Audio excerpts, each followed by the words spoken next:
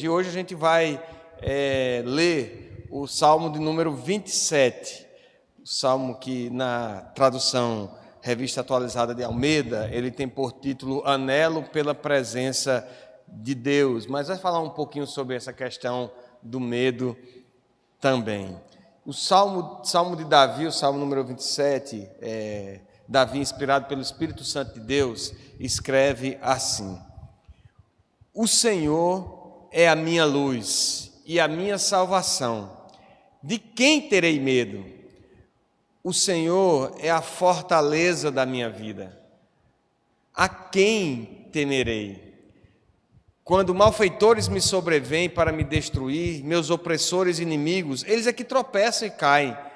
Ainda que um exército se acampe contra mim, não se atemorizará o meu coração. E se estourar contra mim a guerra, ainda assim terei confiança.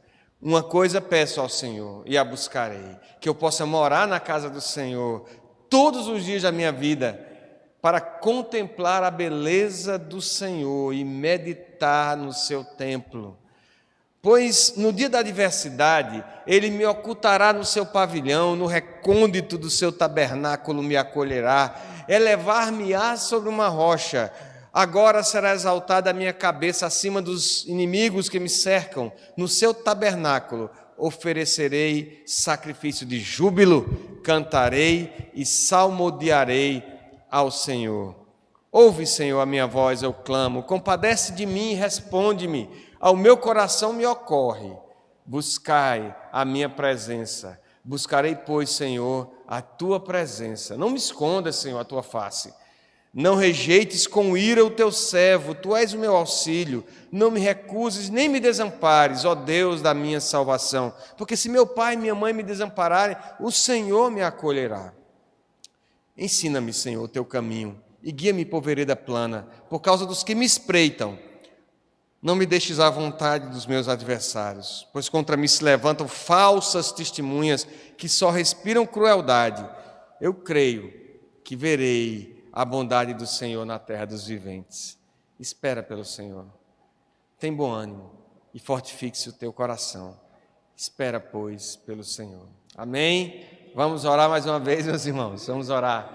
Senhor, nosso Deus, nós te louvamos por estarmos aqui nesse lugar reservado para adorarmos o teu nome, para manifestarmos o teu nome no meio deste povo, uma nação vendida à escravidão do pecado, Senhor, que tem andado atrás de ídolos, tantos, ó Deus, e este lugar nós separamos para cultuar a Ti, para Te adorar, para bendizer o Teu nome, para entoar cânticos, salmodiar, louvar o Senhor com júbilo, para lembrar da nossa esperança eterna, para renovar a nossa fé no Senhor, ainda, Senhor, que as perspectivas nem sejam boas e ainda que um exército se levante contra nós, a nossa confiança está no Senhor. E por isso, Senhor, nós te louvamos pela Tua palavra, por essa oportunidade, diferente de tantos outros países, que temos, Senhor, de abri-la aqui, lê-la, de divulgarmos na internet, de meditarmos nela, de estarmos na Tua presença, Senhor, para contemplar o Senhor, para adorar-te, Senhor.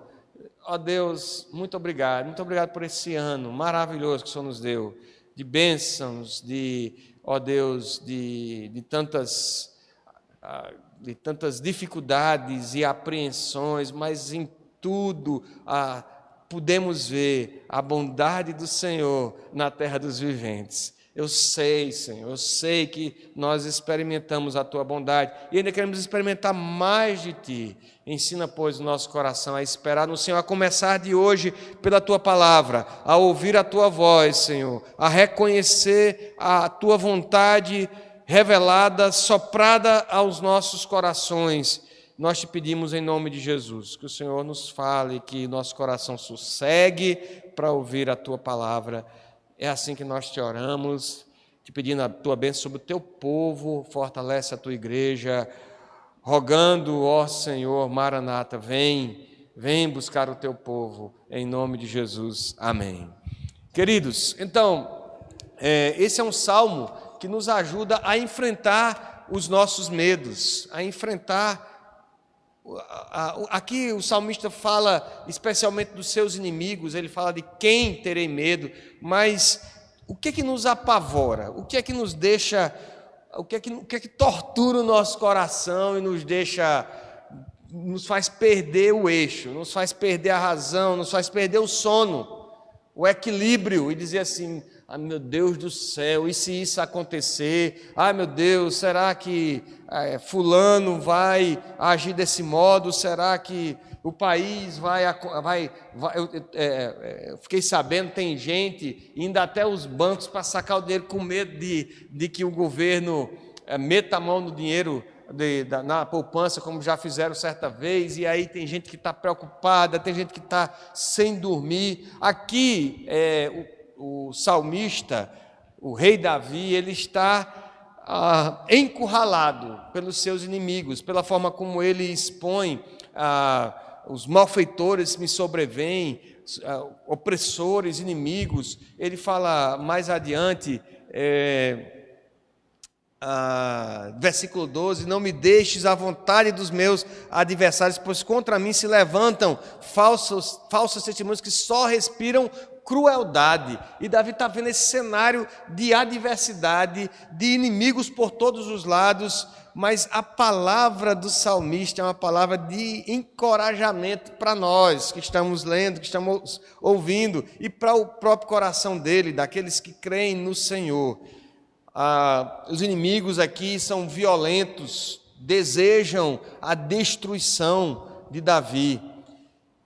Inclusive até a possibilidade de guerra. Ele diz no versículo 3: se estourar contra a minha guerra, ainda assim terei confiança. Eu lembro que quando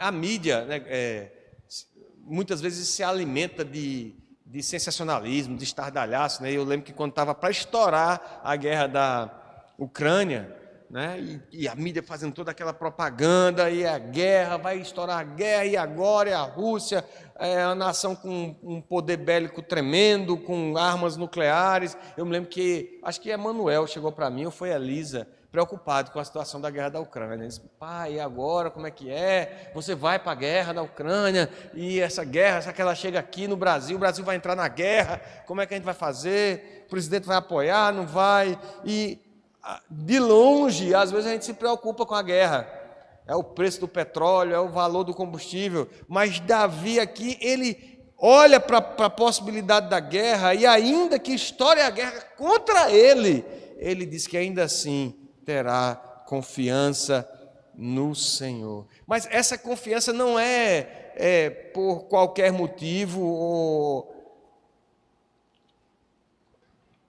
uma confiança firmada no poderio militar, na capacidade, na habilidade que Davi tinha de se estabelecer estratégias de guerra. Davi foi um homem de guerra, mas essa confiança, diz o versículo 1, está na salvação que vem do Senhor. Ele diz: o Senhor é a minha luz e a minha salvação. De quem terei medo? Essa confiança vem da sua salvação, da luz que vem do Senhor. E perceba que não é uma confiança impessoal, é uma confiança muito pessoal. É minha salvação. O Senhor é a fortaleza da minha vida. É uma confiança pautada num relacionamento pessoal, numa salvação pessoal com o seu Deus, com o seu Senhor. Queridos, nós não vencemos o medo com as nossas próprias forças. Você pode fazer um esforço para vencer o medo, você pode ter a ajuda de amigos, e os amigos ajudam a gente a vencer medo, situações de medo. Medicações e acompanhamento profissional ajuda a vencer o medo, sim. Mas a solução, o que vence o medo, está acima de Davi, está acima de nós, está acima da habilidade de qualquer pessoa. a salvação, a solução para vencer o medo está na fortaleza que é o Senhor. É na fortaleza que nós nos sentimos seguros. O Senhor é a fortaleza da minha vida, ainda no versículo 1. A quem temerei? Para nós vencermos o medo, nós não precisamos confiar em homens, nem em exércitos, nas forças armadas, o que quer que seja. Para vencer o medo, nós precisamos confiar no Senhor como nosso Salvador pessoal. Nós precisamos ter o Senhor como salvação pessoal. É a nossa luz para iluminar em meio às trevas, a qualquer perspectiva tenebrosa de trevas que nós tenhamos. Vence o medo, Davi vence o medo aqui, nós vencemos o medo porque nós temos a Cristo como nosso Salvador, porque Ele é a nossa proteção, porque Ele é a nossa fortaleza. Você anda com medo, você vive com medo, temendo 2023, eu quero dizer a você que você pode descansar no Senhor, você pode confiar no Senhor, que lhe salvou, o Senhor que não poupou a sua própria vida, antes a entregou. Ontem a gente estava tendo essa discussão no jantar lá em casa, os meninos dizendo, nós matamos a Jesus, nós somos assassinos de Cristo. Eu disse, não é bem assim, meu filho. Nossa culpa ele carregou na cruz, mas ele voluntariamente entregou a sua vida. Nem mesmo a morte pode se orgulhar de ter tirado a vida de Cristo, porque Ele rendeu o Espírito na cruz. Ao clamar ao Pai, Ele disse, nas tuas mãos entrego o meu Espírito, e rendeu o Espírito. Ele entregou a sua vida por nós, e aquele que não poupou a sua própria vida, ou antes, o Pai que não poupou o seu próprio Filho, será que Ele não nos protegerá das adversidades? Será que Ele não nos guardará o nosso coração do mal presente? Nós podemos e devemos ter essa confiança para vencer o medo. E, na verdade, esse salmo, ele é uma oração, né? Ele tem algumas partes, essa oração tem alguns pedidos que o salmista traz aqui. Ele começa falando então dessa questão do medo dos inimigos, do versículo 1 até o versículo 3, ainda que a guerra estoure, eu tenho confiança no Senhor, o Senhor é a minha luz e a minha salvação, de quem terei medo? E aí, a partir do verso 4, ele faz um pedido ao Senhor, ele pede assim ao Senhor, ele ora assim ao Senhor, ele ora para habitar na presença do Senhor. Ele diz, uma coisa peço ao Senhor e a buscarei, que eu possa morar na casa do Senhor todos os dias da minha vida, para contemplar a beleza do Senhor e meditar no seu templo, pois no dia da adversidade Ele me ocultará no seu pavilhão, no recôndito do seu tabernáculo me acolherá, elevar-me-á sobre uma rocha, agora será exaltada a minha cabeça acima dos inimigos que me cercam, no seu tabernáculo oferecerei sacrifício de júbilo, cantarei e salmodiarei ao Senhor. O pavilhão, segundo o pastor Hernandes Dias, o pavilhão na organização militar de guerra era o local que ficava mais protegido. Você tinha os exércitos que iam para frente de batalha, os que protegiam os flancos, e tinha aquela turma que ficava mais à retaguarda, com a guarda mais especializada que protegia o comandante. Aquele onde ficava a bandeira, ele ficava dali comandando o movimento das tropas, ali era o pavilhão. E o salmista diz assim, o Senhor me guarda, me oculta no seu pavilhão. Eu fico lá, ninguém nem me vê, porque eu estou bem guardado, protegido no seu pavilhão, o local mais guarnecido, onde havia a maior confiança para estar, o lugar mais seguro, onde eu sou mais fortalecido, é no pavilhão, no recôndito do tabernáculo, na presença do Senhor. É lá onde nós encontramos segurança. Que às vezes quando a gente fica com medo, às vezes quando a gente começa a se preocupar com o futuro, com as incertezas, com as dificuldades, com os problemas que batem à nossa porta, com a doença que chega, a gente tenta se agarrar com tudo que pode nos dar algum tipo de alento e esquece que o lugar mais seguro para nós estarmos é no pavilhão do Senhor, é oculto, é escondido na presença do Senhor. É interessante que a presença do Senhor aqui não é apenas um lugar de segurança e de proteção, é um lugar de contemplação, é um lugar de meditação. Nós vimos para a casa do Senhor hoje para orar, não apenas para pedir, não apenas porque nós estamos buscando socorro, mas para contemplar a presença de Deus, para chegar aqui e louvar a presença dEle, e adorá-lo, e perceber como Ele é belo, como tudo que Ele faz é maravilhoso e tremendo.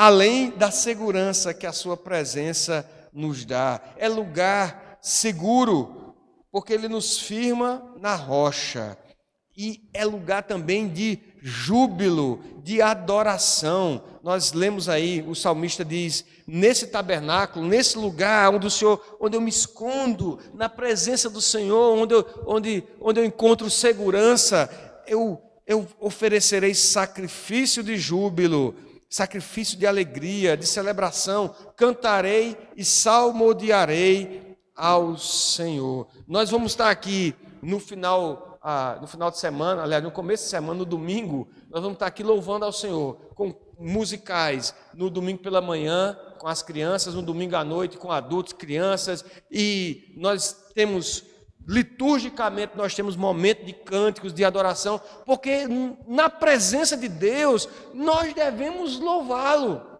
E eu quero desafiar quem está me ouvindo, os irmãos aqui, a abrirem suas bocas para louvarem o Senhor.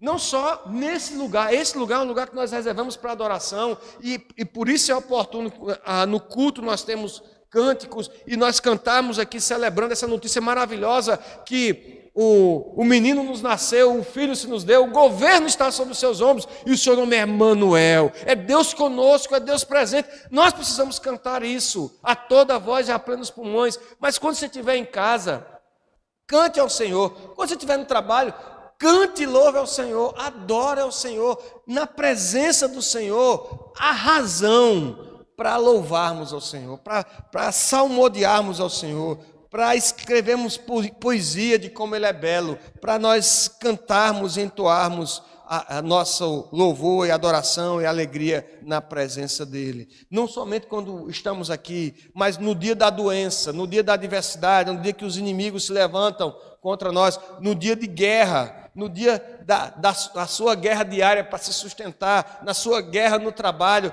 no dia que a guerra se levanta, no dia que as más notícias chegam. É dia de luta, mas é dia de vitória sobre o medo. É dia de vitória sobre o fracasso, por causa da presença dEle, porque Ele nos esconde, nos oculta no seu pavilhão, e na presença dEle nós podemos trazer nosso sacrifício de júbilo, de louvor e de adoração. Mesmo o dia mau se transforma em celebração na presença do Senhor. Mas o salmista continua, e para não me demorar muito, ele continua orando, e ele diz assim: ouve, Senhor, a minha voz, eu clamo. A partir do versículo 7 até o verso 10, ele ora agora, a partir de agora, pela resposta do Senhor, porque ele tem um medo, e esse medo é maior do que ele ser capturado pelos inimigos. Esse medo é maior do que ele perder a guerra. Esse medo é maior do que ele cair na falácia e nas mentiras dos seus adversários. É o medo de não ter o favor do Senhor. É o medo de não ter sua oração respondida, recebida por Deus. É o medo de pecar contra o Senhor. Esse é o medo que nós devemos ter. Mais do que qualquer medo para 2023, qualquer receio que tenhamos dos nossos planejamentos, esse é um medo que, pelo exemplo do salmista, nós devemos aprender. Ele chega diante do Senhor, não como quem merece alguma coisa, a síndrome do pedido da Papai Noel, né? Eu fui um menino bonzinho esse ano, o senhor bem que podia me abençoar, né? Ajeitar aí o aumento de salário aí, o governo novo e tal, quem sabe, o senhor sabe, eu estou lutando tanto, estou batalhando tanto, eu mereço 4 anos sem aumento. Ele chega diante do Senhor como quem precisa de compaixão, é aquele que pede, não esteja merecendo, mas reconhecendo que Deus é santo, Deus é justo, Deus é perfeito e bom, e ele não. E por melhor que ele se expresse aqui na sua confiança, na sua fé, ele sabe que nós somos imperfeitos, e diante de um Deus perfeito nós temos que chegar suplicando misericórdia e compaixão. É assim que ele pede: compadece de mim e responde. Não exige nada do Senhor. A oração de quem foi alcançado pela graça é a oração que pede compaixão, reconhece a grandeza de Deus e a nossa insignificância. Os que amam ao Senhor, mesmo na adversidade, mesmo diante da situação de medo, lembra no seu coração de buscar a presença do Senhor. Ele fala, Davi é muito presbiteriano nesse salmo, não é verdade? Porque ele podia dizer assim: o Senhor me revelou que eu devia buscá-lo, mas ele fala assim: ao meu coração me ocorre. Isso é a frase de presbiteriano. Me ocorreu que eu devo buscar o Senhor. Ao meu coração me ocorre: buscai a minha presença. Buscarei, pois, Senhor, a tua presença. Você não precisa ouvir uma voz dizendo para você: busque a presença do Senhor. Você não precisa que os anjos apareçam na sua frente. Você não precisa nem sentir paz no coração. Ontem a gente falou sobre isso na reunião do grupo de homens.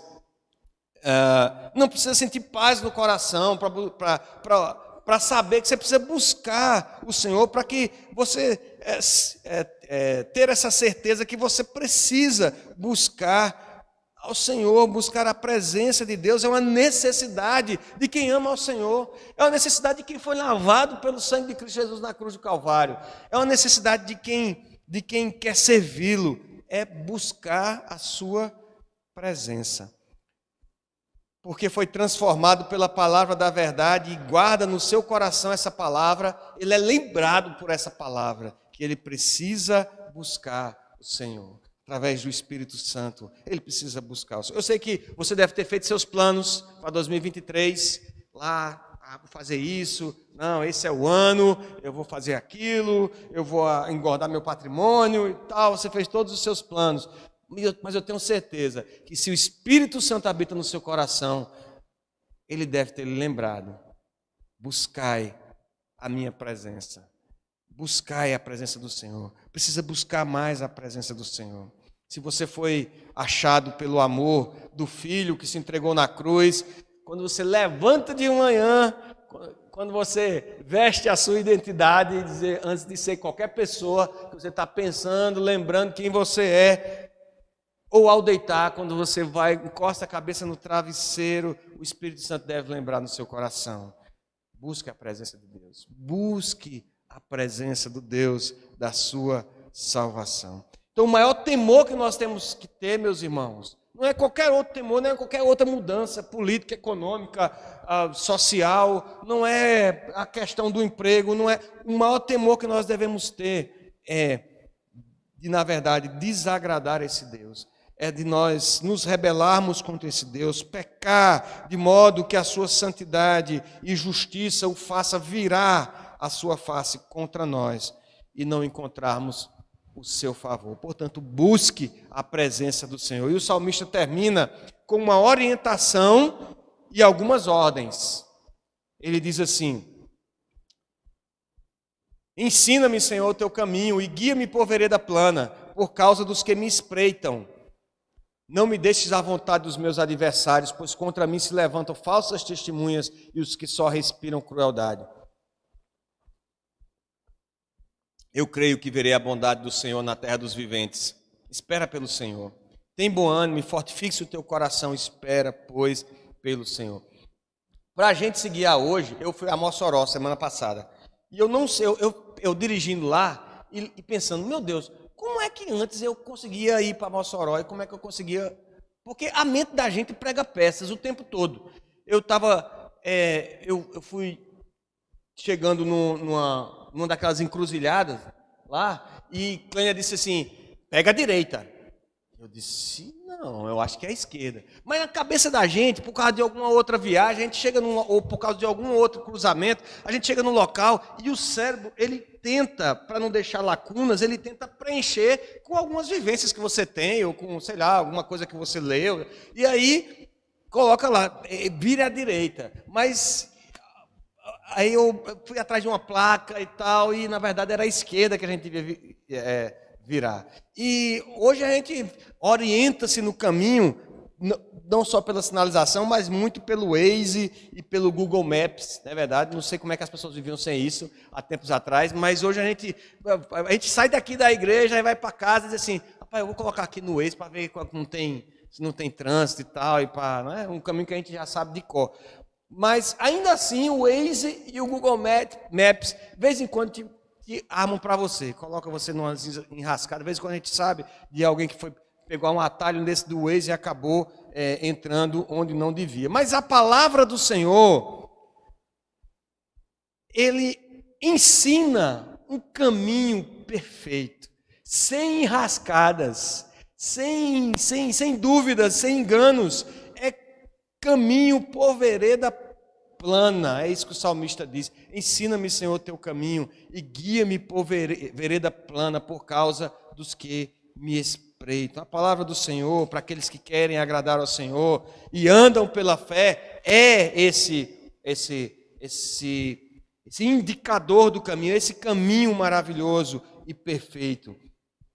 Rodeado por inimigos que ficam à espreita, como o salmista está falando, mas é um caminho que nós podemos andar com segurança.